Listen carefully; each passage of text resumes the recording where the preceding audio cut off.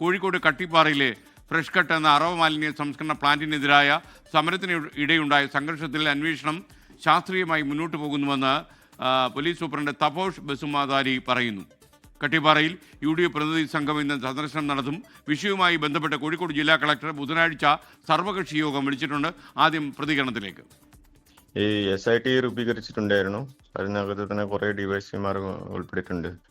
Arrest ചെയ്യാൻ വേണ്ടി separate investigation നോക്കാൻ വേണ്ടി അഡീഷണൽ SP കൊടുത്തിട്ടുണ്ട്. കാറ്റഗറൈസ് ചെയ്തിട്ടുണ്ട് ഏത് കേസുകൾ എങ്ങനെയാണ്, പിന്നെ ആർസനിങ്ങുമായി ബന്ധപ്പെട്ട കാര്യങ്ങളും സെപ്പറേറ്റ് ആയിട്ട് നോക്കുന്നുണ്ട്. അതിനകത്ത് ഈ കോൺസ്പിറസി ചെയ്യുന്ന കാര്യങ്ങളും കുറച്ച് വാട്സാപ്പ് ഗ്രൂപ്പിലും അങ്ങനെയുള്ള കാര്യങ്ങൾ കാണുന്നുണ്ട്. പിന്നെ കുറച്ച് ലിങ്കുകൾ കാണുന്നുണ്ട്.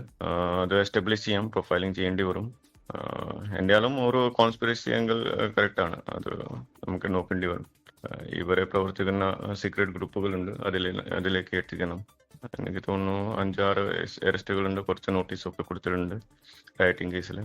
ഇനി നമുക്ക് ഇവരെ ഒളിവിലായതുകൊണ്ട് കുറച്ച് ഡീപ്പായിട്ട് ടാർഗറ്റഡ് അപ്രോച്ച് ചെയ്യാം. സീക്രട്ട് ഗ്രൂപ്പ് ഡെഫിനറ്റ്ലി അന്നേ ദിവസം കുറേ മെസ്സേജ് അങ്ങോട്ട് പോയിട്ടുണ്ടായിരുന്നു.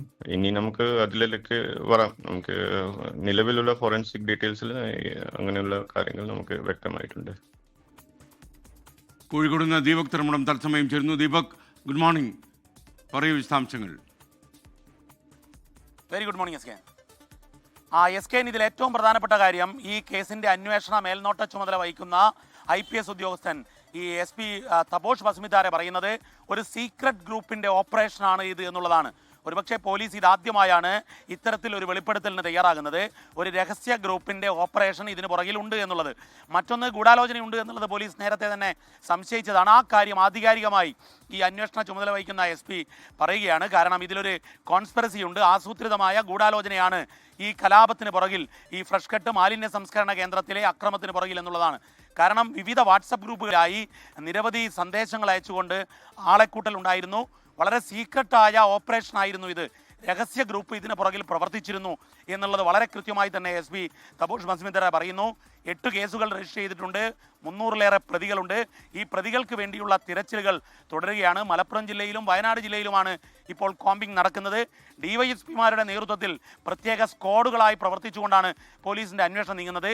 ശാസ്ത്രീയമായി സൈബർ സെല്ലിൻ്റെ വിവരങ്ങൾ ശേഖരണത്തിലൂടെ തെളിവുകൾ ശേഖരിച്ചുകൊണ്ട് വാട്സപ്പ് ഗ്രൂപ്പുകൾ കേന്ദ്രീകരിച്ചുള്ള അന്വേഷണത്തിലാണ് ഇതിലൊരു സീക്രട്ട് ഗ്രൂപ്പിൻ്റെ ഫംഗ്ഷനിങ് ഉണ്ടായിരുന്നു, രഹസ്യ ഓപ്പറേഷൻ ആയിരുന്നു എന്ന് പോലീസ് കണ്ടെത്തിയത്. ഇനിയിപ്പോൾ അതിനെ ചുറ്റിപ്പറ്റിയായിരിക്കും അന്വേഷണം നീങ്ങുക. ഇതിനിടയിൽ ഇന്ന് UDFന്റെ പ്രതിനിധി സംഘം അവിടെ സന്ദർശിക്കുകയാണ്. കലക്ടറും സർവകക്ഷി യോഗം ഈ പ്രശ്നം പരിഹരിക്കാൻ വേണ്ടിയുള്ള യോഗം വിളിച്ചിട്ടുമുണ്ട്. ഏതായാലും ഇതിന് രാഷ്ട്രീയ പ്രാധാന്യം വരുന്നത് ഇതിൽ UDF ഇടപെടുന്നു. മറ്റൊരു പ്രധാനപ്പെട്ട കാര്യം, SDP ആണ് ഈ അട്ടിമറിക്ക് പുറകിൽ എന്നുള്ളത് CPIM ആരോപിച്ചിരുന്നു. എന്നാൽ പോലീസ് അത് ഇപ്പോഴും അത്തരത്തിൽ വസ്തുതാപരമായി സ്ഥിരീകരിക്കുന്നില്ല. അതിലേക്കുള്ള അന്വേഷണം നടക്കുന്നു എന്ന് മാത്രമാണ് സൂചിപ്പിക്കുന്നത്. ഏതായാലും ഒരു രഹസ്യ ഗ്രൂപ്പ് ഈ അട്ടിമറിക്ക്, ഈ ആക്രമണത്തിന് പുറകിൽ ഉണ്ട് എന്നുള്ളതാണ് ഇപ്പോൾ തപോഷ് ബസുമാതാരി 24നോട് പറഞ്ഞത്. SKN ദീപക് തർമ്മണമാണ് വിവരങ്ങൾ നൽകിയത്. ലോകത്തെവിടെയായാലും ഏത് സമയത്തും 24 വാർത്തകളും ഓഗ്മെന്റഡ് റിയാലിറ്റി പാക്കേജുകളും എക്സ്പ്ലെയിനറുകളും വിശദമായി കാണാൻ ഞങ്ങളുടെ YouTube ചാനൽ നിങ്ങൾക്ക് സബ്സ്ക്രൈബ് ചെയ്യാം.